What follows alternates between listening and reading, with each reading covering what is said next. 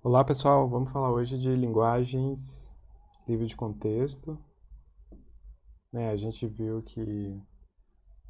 no capítulo anterior que existem dois métodos, embora equivalentes, de gente escrever linguagens regulares. A gente viu autômato finito e expressões regulares. E agora a gente vai ver linguagem livre de contexto,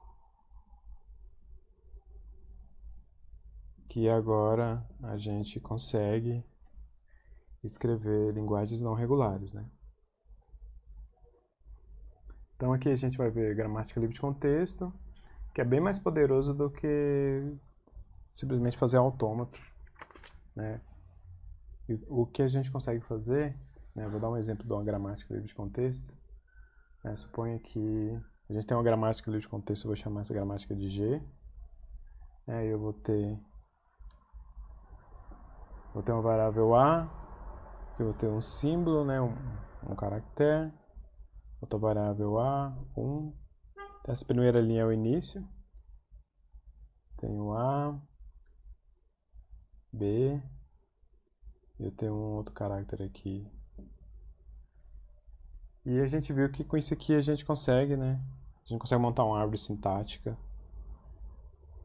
dessas regras aqui. Então eu tenho A, aqui eu vou consumir 0, aqui 1, eu posso consumir A de novo, aqui com 0, aqui com 1. Ou do A eu posso ir para B, e de B ser quilha, Então isso aqui é uma árvore sintática, é uma forma da gente representar essas regras aqui. O que eu vou mostrar hoje eu vou tentar dar uma definição formal dessas regras. A gente vai tentar definir isso aqui. Então vamos começar definindo formalmente o que são essas regras, Então aqui uma gramática livre de contexto. Eu vou ter uma gramática livre de contexto.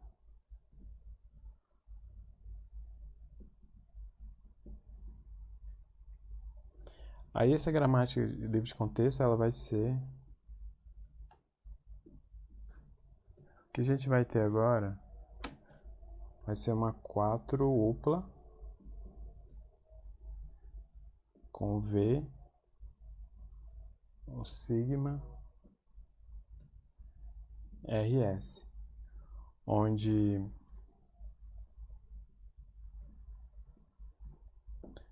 esse V aqui vai ser o conjunto de variáveis.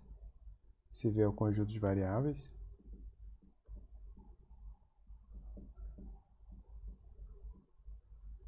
V é o conjunto de variáveis. O sigma aqui vai ser o conjunto finito, diferente de V, que são os terminais.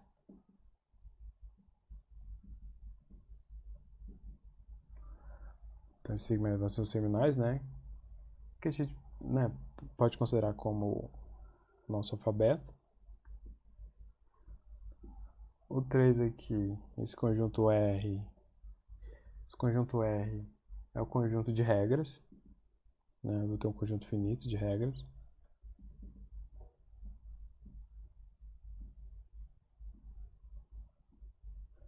Vou ter um conjunto de regras, Aí cada regra aqui vai ter aquela variável, vai ter uma cadeia de terminais.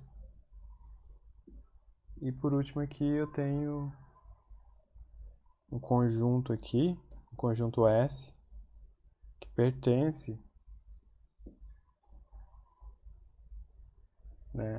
na verdade essa é uma variável, desculpa. Essa é uma variável que pertence a V, V é o conjunto de variáveis. E esse S é a variável, isso aqui é a variável inicial.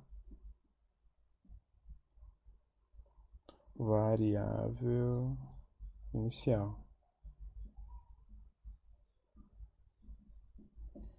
Então, mostrando aquele exemplo simples lá de gramática de contexto, vou usar esse espaço aqui, mas eu posso ter A, 0 a 1, vou ter A que vai para B e B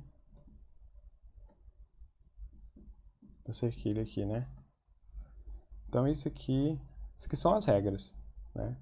Aí no caso aqui, o conjunto de variáveis vai ser A e B. O conjunto de terminais vai ser 0, 1 e o cerquilha, né? Então aqui as variáveis vão ser A e B. Os terminais vão ser 0, 1 e o cerquilha aqui. R é o conjunto de regras. No caso, essas aqui serão as regras, né? Tudo isso aqui são as regras. E a variável inicial vai ser A, né? Eu tenho A aqui como uma variável inicial.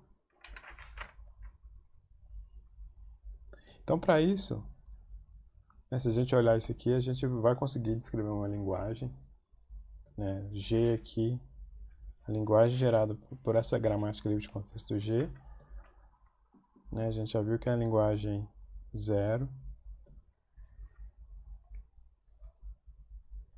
n vezes, fica 1n vezes, né? Isso aqui para um n aqui maior ou igual a 0, né? Então essa aqui é a definição formal da gramática livre de contexto. Eu vou mostrar mais um exemplo aqui de gramática livre de contexto, né? Então suponha, por exemplo, uma gramática aqui, G2, aí no caso essa G2 aqui vai ser composta, né, por 4 upla, e essa 4 upla vai ser inicialmente um conjunto de variáveis, porque só tem em conjunto uma variável, a variável S. Vou ter os terminais, vai ser A e B. Vou ter também o conjunto R, que vão ser as regras, e uma variável inicial, que vai ser a variável S. Isso que define formalmente a minha gramática. Só tem o conjunto de regras aqui, R, né? Então o conjunto de regras vai ser S, que vai para A, S, B. Veja que eu posso definir aqui barra, e aqui eu posso definir para outra opção, né, dessa gramática, para essa variável aqui. Ou pode ir para um epsilon, né? Epsilon que é a string vazia. Então essa gramática aqui, ela vai gerar cadeias como poderia ter A, B, eu poderia ter A, B, B, B, né? Se eu olhar aqui, tenho A, vou S, volta aqui gerar de novo, vou gerando A, vou S aqui, gero B, B, B, depois gero string vazia, né? Veja que o S pode gerar, no caso, posso destrinchar isso aqui, seria isso aqui, né? O S vai para a string vazia B, e o S também pode ir para S e S, e o S pode ir para a string vazia. E eu tenho essa linguagem aqui.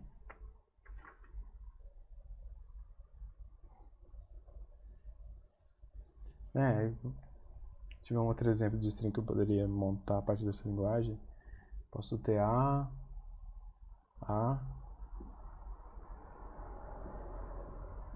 BA, BB, por exemplo, eu poderia ter essa string aqui.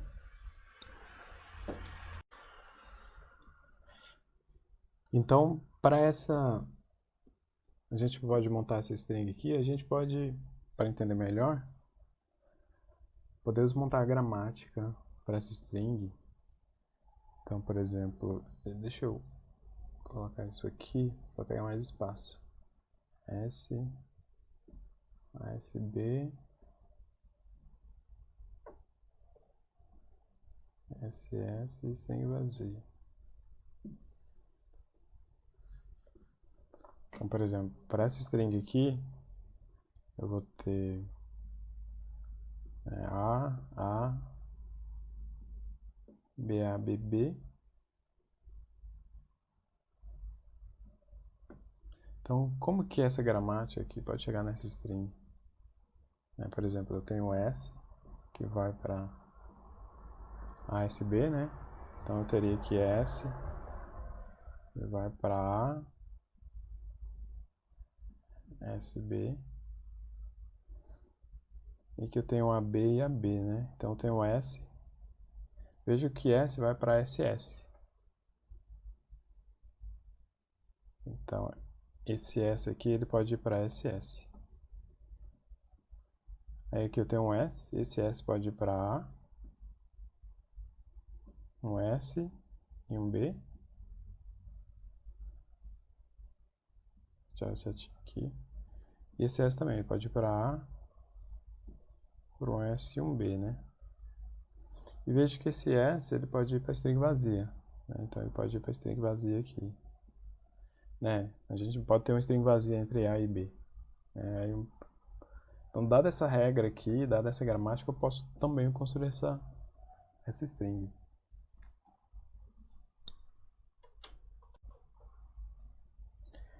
Então, da mesma forma, eu posso, por exemplo, a partir da descrição da linguagem, né? Suponho que eu tenho uma linguagem aqui, chama L1, que é aquela que a gente sempre estudou de linguagem não regular, né? 0 elevado a n, 1 elevado a n, tal que n maior ou igual a 0. Posso ter uma linguagem L2 aqui, que aí no caso vai ser 1 elevado a n e 0 elevado a n, né? Para n maior ou igual a 0. Esse aqui é fácil montar uma gramática para ele. Posso chamar de L1 S1, que no caso ele vai para 0, S1 ou 1, né?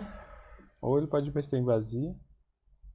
Se carrega para gerar a linguagem L1. Para gerar a L2 eu posso ter um S2 aqui, que começa com 1, vai para S2 e 0, né? Ou vazia. Agora imagine só, se eu quisesse construir regras para a linguagem L1 união com L2. Vai fazer a união dos dois. Da união dos dois eu poderia construir a seguinte regra, eu poderia ter que um S3, né, que vai para 1, S2, caso S3, né, S3, 0, e vazia. No caso, seria melhor fazer assim, eu vou considerar S, que ele vai para S1, ou ele vai para S2. Aí no caso, só com isso aqui eu já faço a união dos dois, né? Eu tenho S, vai para S1 ou vai para S2. Dependendo de qual string, se é nessa linguagem ou nessa outra linguagem, né? Aí no caso o S1 seria esse aqui, né? 0 S1 ou vazio. E o S2 seria 1 S2 0 ou vazio. Então, de certa forma é fácil a gente fazer a união. Então aqui dado essa gramática livre de contexto, o que é interessante a gente saber agora é como que a gente consegue montar uma máquina para processar isso. Antes de falar isso, né, eu vou falar um pouco da forma normal de Chomsky.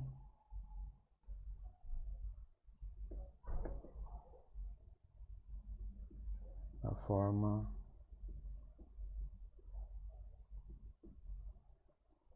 normal de Chomsky.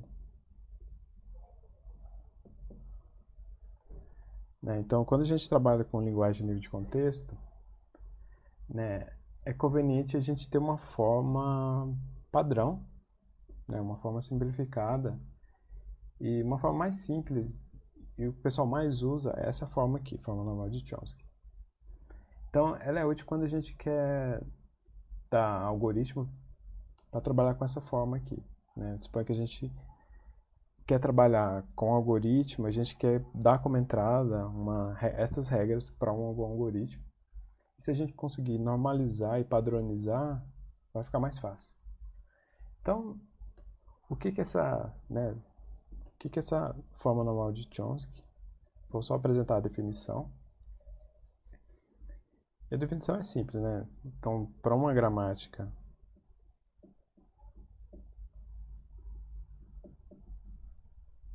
livre de contexto,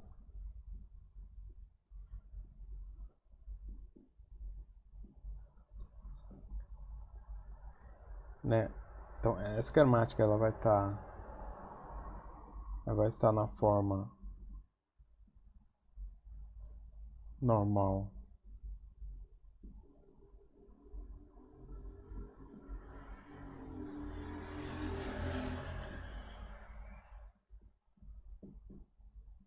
de Chomsky se toda regra da forma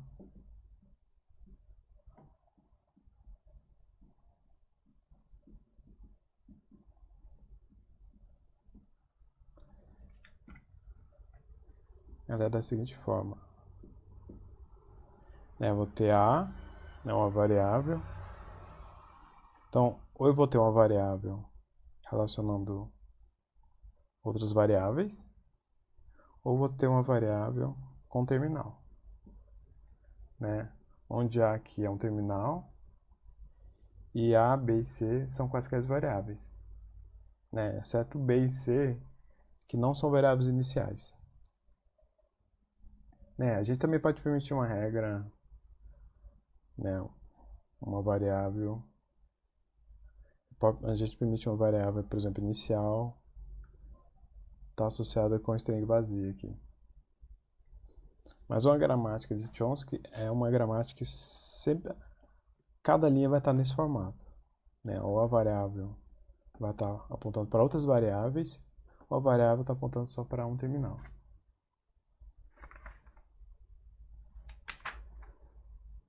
Então, o que é interessante é que qualquer linguagem livre de contexto, né, aqui está um teorema que eu não vou demonstrar,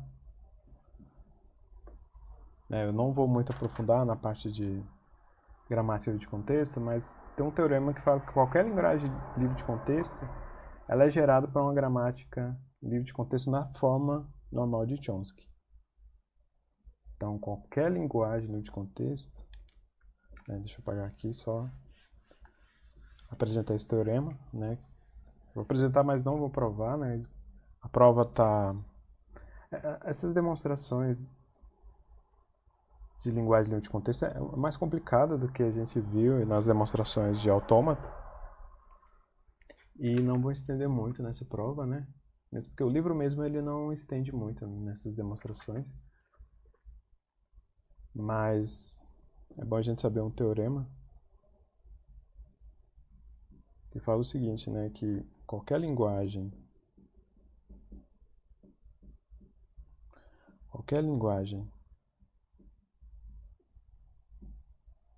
livre de contexto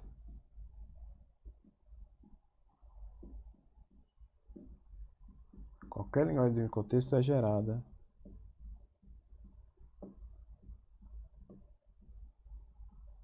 por uma gramática livre de contexto na forma normal de Chomsky. Vou colocar aqui, gramática livre de contexto na forma normal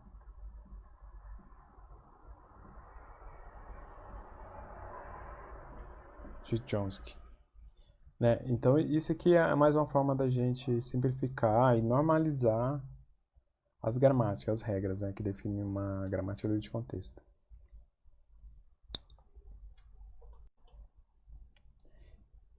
Então, o que eu vou introduzir agora é um novo tipo de modelo computacional, que é o autômato de pilha. Vou falar de autômatos de pilha. A gente viu autômato,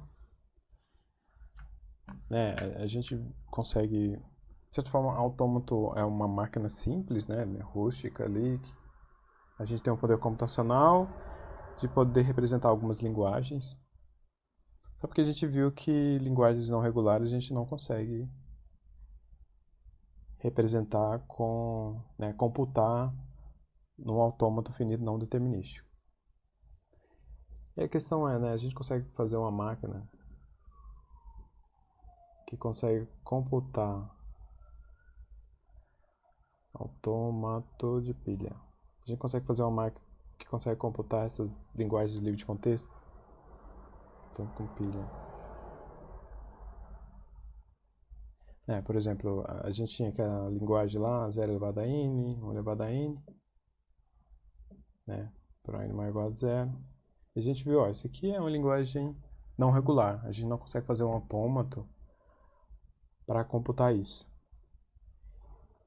A gente pode imaginar que o difícil do autômato, né, o cerne da dificuldade do autômato de poder computar isso, é porque eu teria que, de certa forma, armazenar o número de 0 n vezes e depois, da mesma forma, saber que eu tenho que repetir esse 1 n vezes também. E a gente viu que o autômato não tem esse poder. Seria interessante se a gente pudesse adicionar um dispositivo de memória em autômato, né? Então, é justamente isso que o autômato de filha faz, né? Porque se a gente pensa, né, lembrando aqui do autômato finito determinístico, o que a gente vai ter no autômato finito determinístico são estados, né? A gente vai ter os estados, né? Eu tenho os estados, o controle de estados, né? Eu tenho um controlador de estados, seria o meu processador, né? De forma rústica aqui e abstraindo todos os detalhes, eu teria um processador que é guiado pelos meus estados, o meu controle de estados. E esses estados, eu tenho aqui um cabeçote que vai processar a minha entrada, né? Essa aqui é a minha entrada. Eu posso ter um string assim, B, B, A, B, né? Posso ter um string assim. Aí eu processo string e vejo os estados e no final vou estar no estado de aceitação ou não, né? A string vai ser aceita ou não. Então a gente viu que a gente consegue, né? Dado um string, a gente consegue aceitar ou não. Esse é o poder do autômato finito determinístico. A gente consegue computar uma linguagem e falar se essa linguagem, né, é aceita ou não. Só que para a gente poder computar nessas linguagens livre de contexto, em linguagens não regulares, a gente precisa de uma estrutura adicional que é como uma memória. E essa estrutura adicional é a pilha, então a gente vai adicionar uma pilha no nosso autômato. Então, na verdade, isso aqui não vai ser um autômato finito determinístico, vai ser um autômato com pilha. Então eu vou adicionar uma estrutura aqui de pilha, né, que eu vou ter uma pilha. A pilha é que vocês viram em estrutura de dados, né, vocês vão empilhando. Eu posso empilhar coisas, né, eu posso empilhar um valor, uma variável aqui, né, eu posso empilhar coisas aqui. Né. A gente vai ter um conjunto de símbolos que a gente vai poder empilhar. Então os meus estados, agora, os meus estados vão controlar as minhas variáveis, mas também ele vai ter uma memória auxiliar que vai ser guiado por essa estrutura aqui de pilha. Então vocês vão ver que eu adicionando uma memória na minha máquina, eu vou ter um poder computacional bem maior. Isso aqui, no caso, é uma generalização do autômato finito determinístico, né? O que a gente computa com o autômato finito determinístico, a gente vai computar para essa máquina aqui, só porque ela tem um poder maior de agora conseguir computar linguagens não regulares.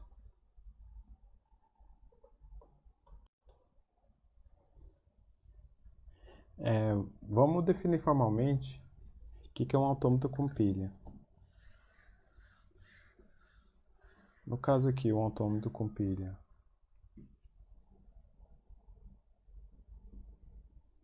é um autômato com pilha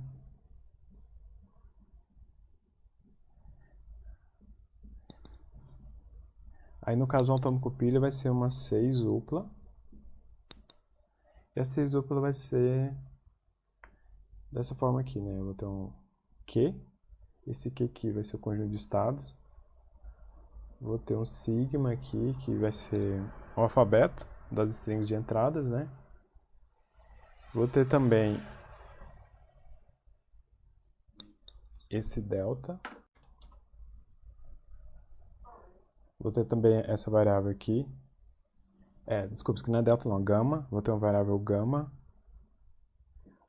Vou ter esse delta, né? Uma variável delta aqui, que vai ser as funções de transição, né? Essa variável gama aqui, esse símbolo, acho que seria melhor, o símbolo é assim, né? O gama. Eu não sou muito bom para desenhar o gama. Tem uma função gama, né? Tem um conjunto gama. Esse aqui é o conjunto de alfabetos da pilha. Aqui é o conjunto de alfabetos da pilha. Aqui são as funções de transição. E é como eu tenho um autômato aqui, eu vou ter Q0 aqui, né? Que vai ser o meu estado inicial. E por fim F, que são os estados de aceitação, né? Os estados finais. Então tem uma 6 UPA. Então lembrando aqui, então eu vou ter, aqui vai ser o meu conjunto de estados. No conjunto de estados. O sigma aqui vai ser o alfabeto da entrada.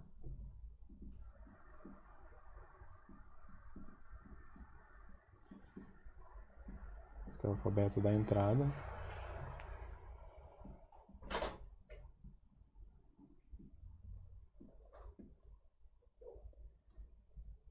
Ter essa variável gama, esse que é o gama maiúsculo, que é o alfabeto da pilha.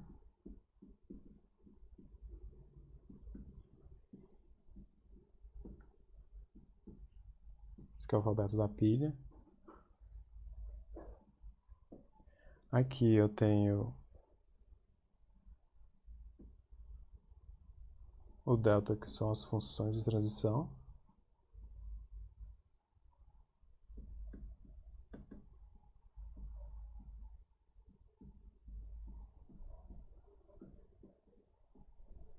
Função de transição.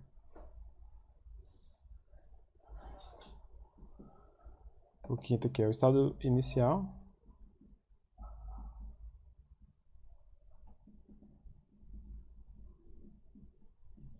E por último aqui é meu estado de aceitação, né? Meu estado final. Estado de aceitação.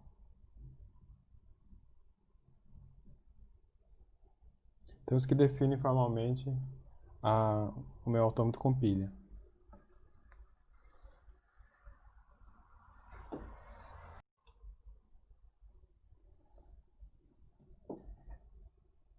Então, né, aqui a gente define formalmente o estado com pilha. Então, a gente consegue agora computar linguagem livre de contexto, né? Vamos dar um exemplo de como isso vai funcionar, né? Como que vai se lidar as transições e todo o resto. Então, para um autômato de pilha, né, vamos... primeiro eu vou mostrar qual que é a diferença aqui das transições, né? Então, eu posso ter um estado aqui QI e vou transitar para o estado QJ. Bem parecido com um autômato finito determinístico, né? No caso, né, outro detalhe que eu não falei, né, e é importante no autômato, nas transições, antes de eu explicar como funcionam as transições, vamos ver formalmente como que é essa função delta aqui, função de transição. Essa função delta, que é a função de transição, ela vai relacionar os estados, né? Eu vou ter os estados e os alfabetos. Esse aqui, ó, é o alfabeto de entrada. Se a gente lembrar do autômato finito não determinístico, né? Eu tenho um estado, por exemplo, Q1 e consumo uma string A, e isso vai me levar para um outro estado, por exemplo, Q2. Esse aqui é o autômato finito determinístico. Só que agora com o autômato de pilha, que lembrando que o autômato de pilha ele vai funcionar de forma não determinística, né? Ele vai funcionar de forma não determinística. determinística.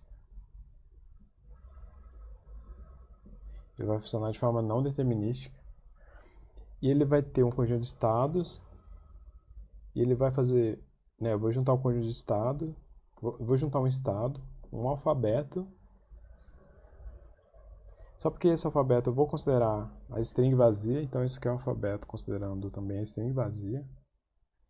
E além disso, eu vou considerar esse gama aqui, ó, que vai ser o alfabeto da pilha.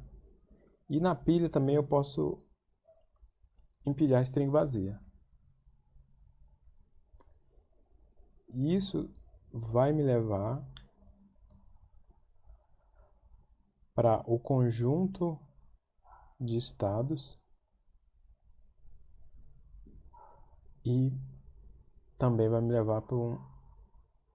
Aqui no caso, esse aqui é o alfabeto da pilha. Então eu vou para o estado e também vou empilhar alguma coisa, né? Só porque ele tem um comportamento não determinístico. Por esse comportamento não determinístico, o que eu vou ter? Vou ter o conjunto das partes disso aqui tudo, né? O que que significa? Se a gente lembrar o conjunto das partes, por exemplo, se eu tenho o conjunto da parte de um conjunto A, né? A é igual a 0 e 1. O conjunto das partes de A vai ser o conjunto vazio, 0, 1, 0 e 1. Então, tá vendo? Ele formou todas as combinações de elementos desse conjunto aqui. Então, o conjunto das partes de um conjunto vai me levar para todas as combinações de elementos desse conjunto. Da mesma forma, quando eu transito,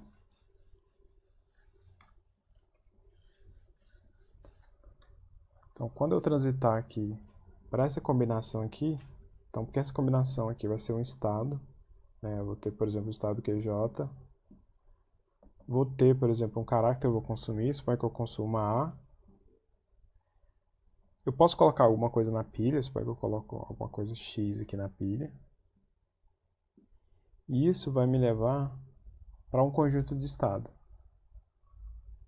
né? Isso aqui vai me levar para um conjunto de estado.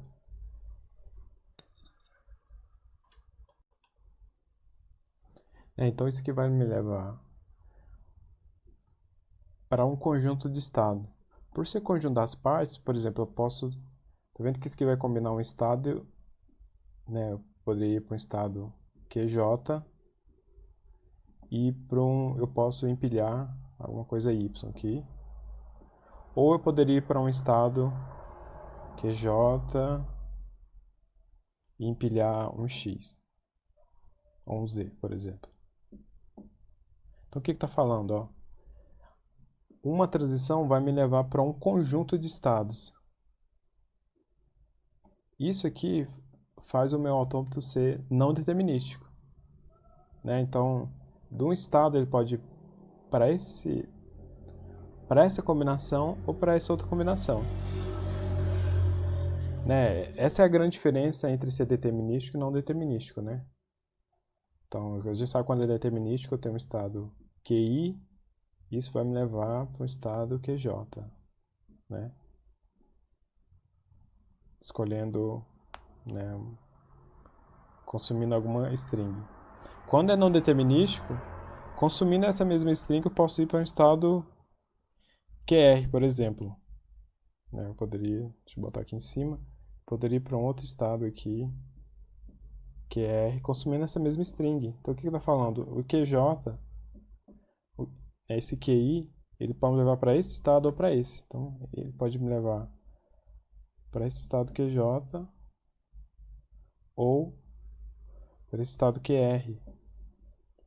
Né? Então eu estou transitando para um conjunto de estados. Então resumindo aqui, né? Isso tudo para falar que eu vou para o conjunto das partes das combinações do estado e de um caractere da pilha. Né? Eu posso ir para um conjunto, né? Então eu posso ir para vários estados. Né? Isso é o não determinismo. Então o autômato de pilha vai se comportar de forma não determinística. E as transições, né, de um autômato com pilha, né, suponha que eu tenho aqui um estado QI, né, então vou ter um estado e vou fazer uma transição para um estado QJ. Nessa transição, a notação é que eu posso ter um caráter que eu vou consumir. Aqui é o que eu vou desempilhar, é o que está na pilha. E esse aqui é o que eu vou escrever na pilha.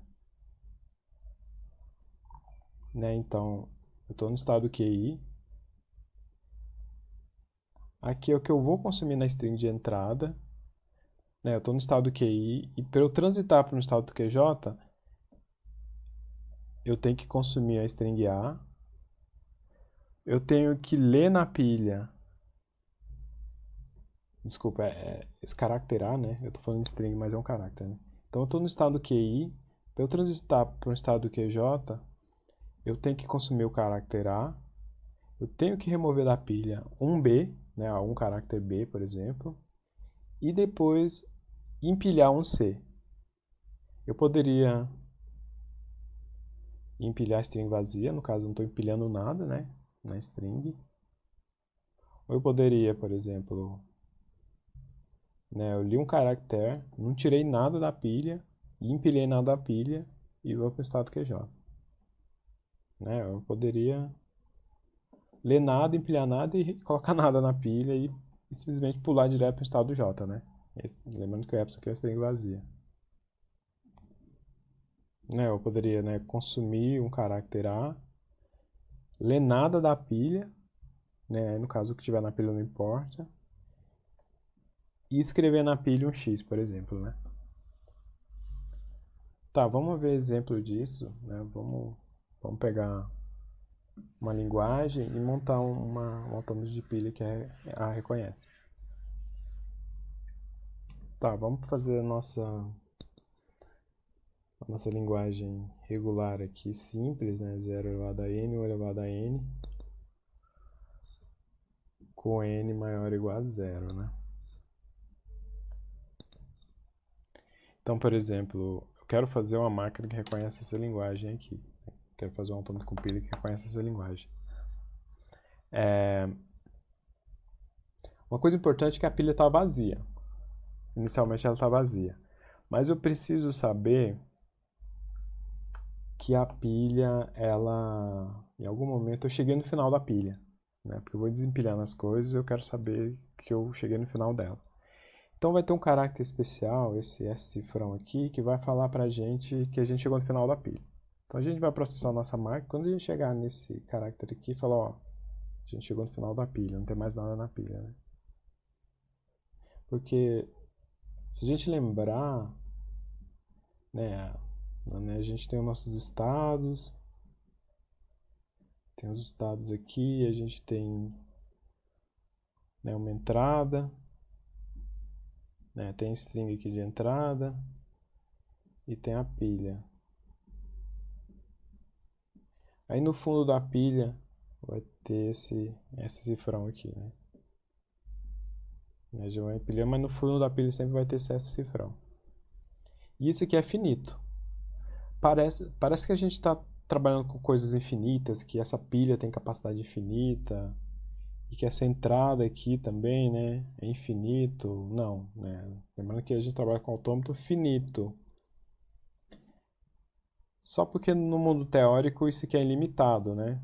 Eu posso empilhar o quanto puder, eu posso trabalhar com uma entrada bem grande aqui, né?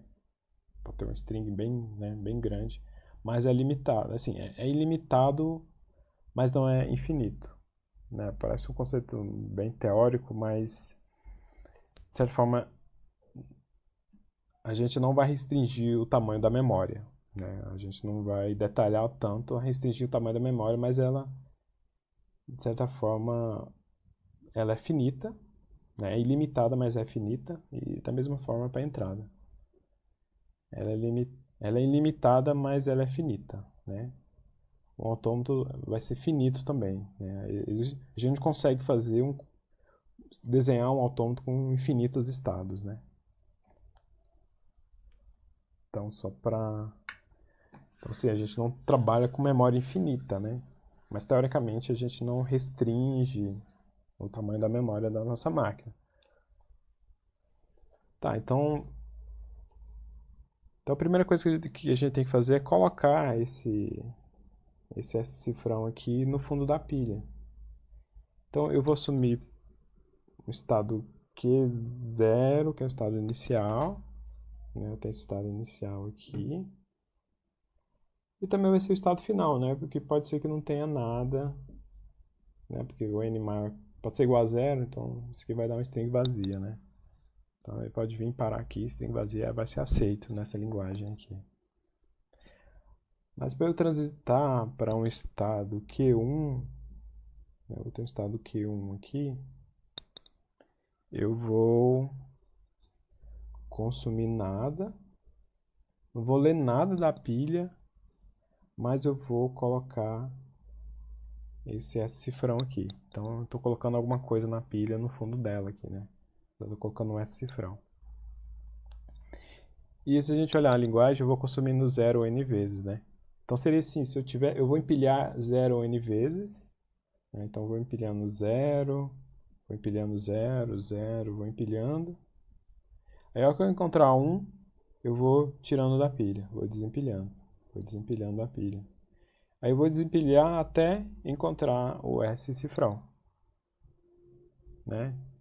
Então eu vou desempilhando zeros, né? No caso aqui, inicialmente eu vou empilhando zero. Então nesse estado aqui, enquanto eu estiver encontrando zero, quando eu estiver encontrando, tá vendo que eu não estou lendo nada da pilha, né? Eu só estou empilhando, né? Então estou encontrando zero, não estou lendo, não estou retirando nada. É importante perceber que quando eu leio aqui da pilha, eu retiro, né? Eu tiro o elemento ali da pilha, né? Eu faço pop. E eu estou fazendo push do zero, estou inserindo zero na pilha. Enquanto eu encontrar zero, eu não retiro nada da pilha, mas eu empilho zero.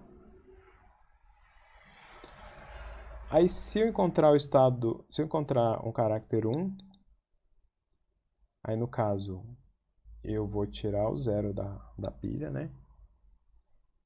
E não vou colocar nada na pilha. No caso eu estou tirando o elemento, né? Encontrei 1, já posso tirar o primeiro zero. E vou continuar assim, nesse estado Q2, eu vou continuar tirando o zero enquanto eu tiver 1. Tá? Tenho 1, retiro 0 e não vou colocar nada da pilha. E eu vou fazer isso até a minha string acabar. A minha string vai acabar quando eu encontrar, né, eu cheguei no final da string aqui. Também eu cheguei no final da pilha, né, esse símbolo aqui que vai marcar o fim da pilha. Estou no fundo da pilha. E não vou colocar nada mais na pilha, né. Aí nesse caso eu vou chegar nesse estado Q3 aqui, que é meu estado de aceitação. Então esse aqui é um autômato de pilha que reconhece essa linguagem.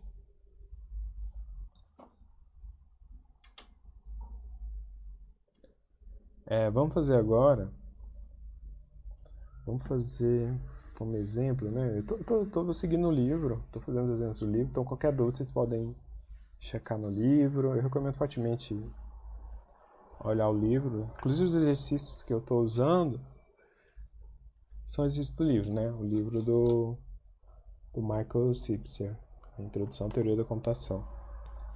Vamos pegar outra linguagem, né? Vou chamar essa linguagem L2 aqui, que vai ser do tipo W reverso, né? Essa aqui é a linguagem reversa, né? Ela é o contrário. E essa string W pertence a esse vocabulário aqui, ó. Uma string binárias. Vou ter string binárias aqui. Vou ter essa linguagem. Tem o W reverso. Então, um exemplo de string aqui, se tiver 1, 0, 1, que é o meu W, e 1 e 0, que é o meu W reverso. Né? poderia ter 1, 0, 1, 0, 0, 1. Aí o reverso seria 1, 0, 0, 1, 0. A gente tem um nome legal para isso, que é o palíndrome, né? Esse aqui é o nosso palíndrome.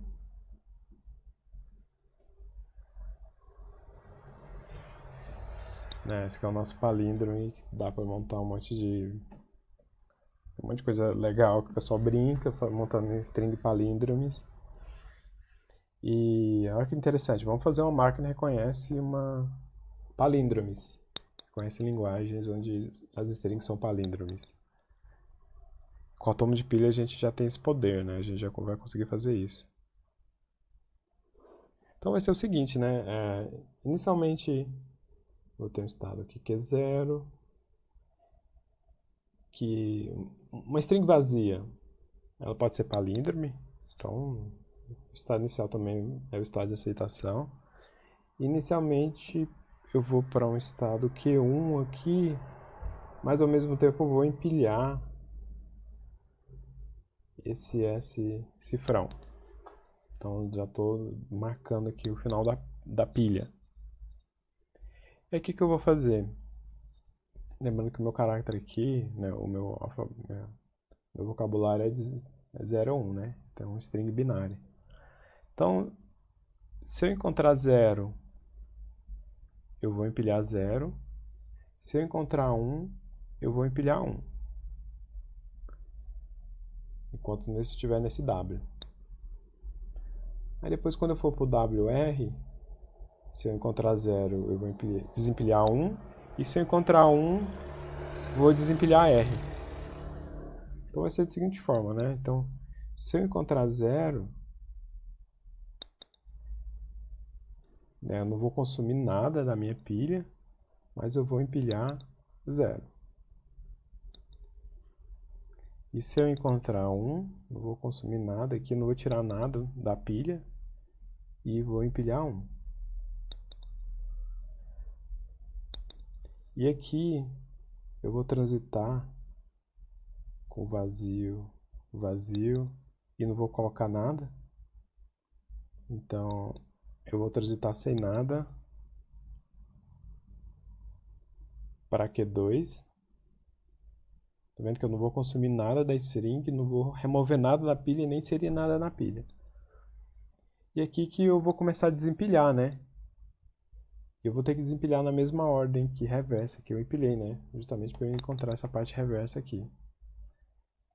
Então eu vou tirar 0. Se eu encontrei 0, né? E empilhar nada na pilha. Ou eu vou tirar da pilha 1 se eu encontrei 1, né? E não vou empilhar nada na pilha.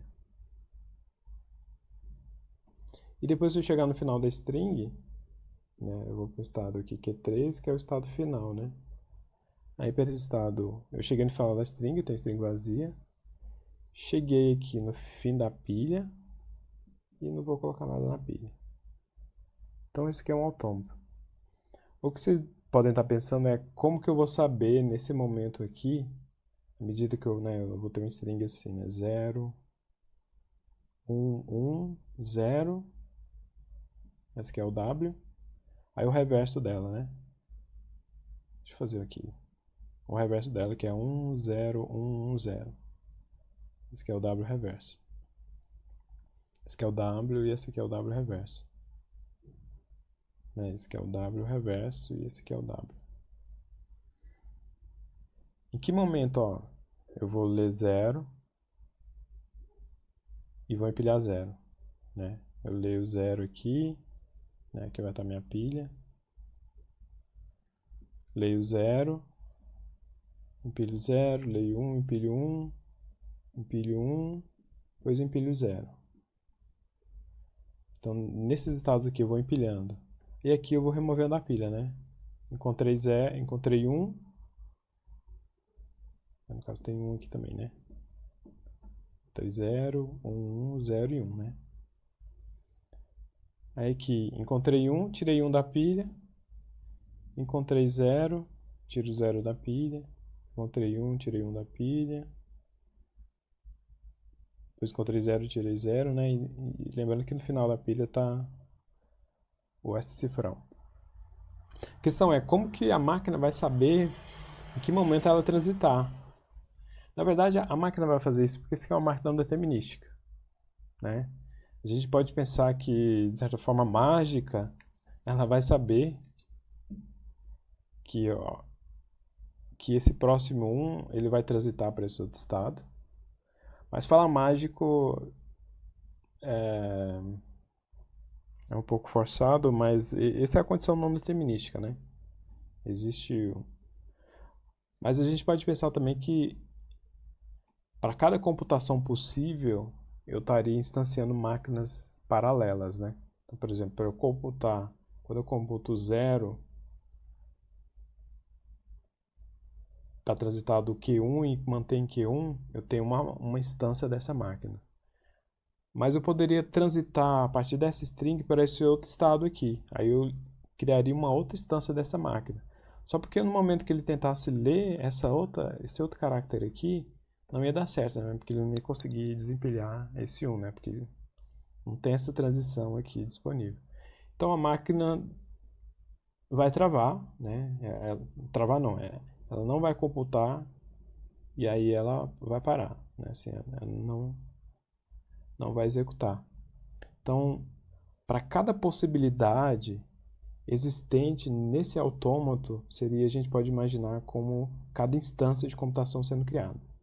Então, se eu computar essa string aqui, eu vou para esse estado, mas se tiver uma possibilidade de qualquer estado possível, ele vai criar máquinas paralelas e computar.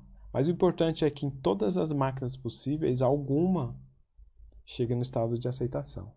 Se alguma chegar no estado de aceitação, então essa máquina reconhece essa linguagem. Esse é o não determinismo, né? É o não determinismo.